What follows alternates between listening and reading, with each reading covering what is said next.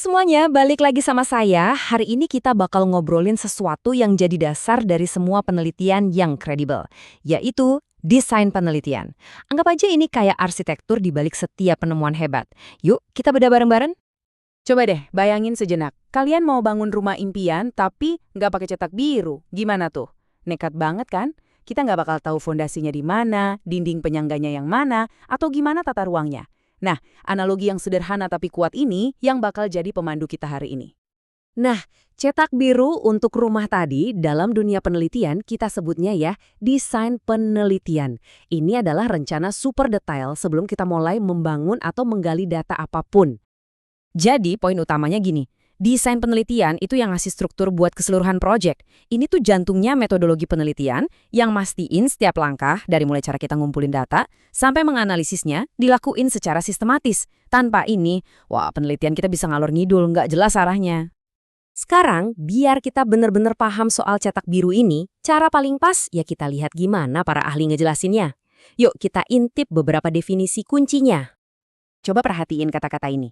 Rencana induk. Zygmunt nggak bilang ini cuma sekedar rencana atau daftar kerjaan. Kalau udah ngomongin rencana induk, artinya ini strategi besar yang komprehensif, di mana semua bagiannya, metode dan prosedurnya itu saling nyambung dan kerja bareng buat mencapai satu tujuan. Nah, kalau Kerlinger, dia ngasih kita 3 kata sakti, rencana, struktur, dan strategi. Jadi ini bukan cuma soal apa yang mau kita kerjain, tapi juga gimana dan kenapanya. Terus, lihat deh bagian terakhir yang penting banget itu, mengendalikan varians. Maksudnya apa sih?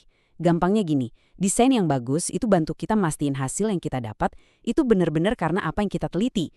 Misalnya, kita lagi ngetes pupuk baru nih.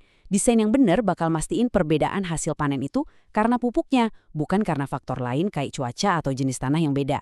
Nah, itu gunanya mengendalikan varians. Oke, jadi kenapa sih kita harus repot-repot nyusun cetak biru yang detail banget? Apa sebenarnya tujuannya? Yuk, kita cari tahu alasannya. Intinya sih, desain penelitian itu ada untuk mencegah proyek kita jadi boros dan gak fokus. Ini cara kita mastiin setiap rupiah, setiap jam, dan setiap tenaga yang dikeluarin itu benar-benar efisien. Dengan adanya peta jalan yang jelas, tim kita jadi tahu persis apa yang harus dikerjain. Jadi kita cuma ngumpulin data yang benar-benar relevan buat jawab pertanyaan kita, bukan sekedar numpuk informasi yang nanti malah nggak kepake. Oke, tujuannya kita udah tahu. Tapi gimana caranya kita bedain mana cetak biru yang bagus sama yang, kurang bagus? Apa aja sih ciri-ciri desain penelitian yang solid itu? Kualitas pertama adalah objektivitas. Bayangin deh, ada 2 peneliti beda ngelihat data yang sama persis. Desain yang objektif itu mastiin kalau mereka berdua bakal nyampe di kesimpulan yang sama. Kenapa? Soalnya bias pribadi atau interpretasi subjektif udah dihilangkan dari proses pengukuran dan analisisnya. Selanjutnya, reliabilitas. Anggap aja ini tuh konsistensi. Kalau penelitian kamu diulang dengan metode yang sama persis, hasilnya bakal tetap sama nggak? Desain yang reliable itu kayak resep kue andalan lah. Setiap kali kamu ikutin langkahnya dengan benar, hasilnya bakal selalu kue yang enak dan konsisten. Dan yang ini, ini krusial banget. Validitas. Apakah penelitian kamu beneran ngukur apa yang emang mau kamu ukur? Contohnya, kalau kamu mau ngukur kecerdasan, ya kuesionernya harus benar-benar ngukur kecerdasan, bukan sekadar kemampuan bahasa atau kecepatan membaca kan? Cetak biru yang salah di sini itu misalnya nyoba ngukur kepuasan kerja cuma dengan lihat data absensi. Itu nggak valid, karena orang bisa aja rajin masuk kantor karena alasan lain, bukan karena dia puas. Pertanyaan ini ngebawa kita ke salah satu tujuan utama dari banyak penelitian. Apakah hasil dari sekelompok kecil orang yang kamu teliti bisa diterapin ke kelompok yang jauh lebih besar? Inilah inti dari generalisasi. Disinilah kekuatan sebuah desain yang bagus benar-benar kelihatan.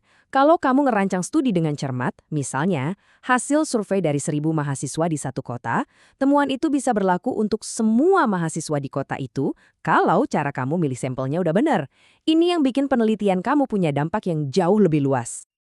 Tentu aja ada ciri-ciri praktis lainnya.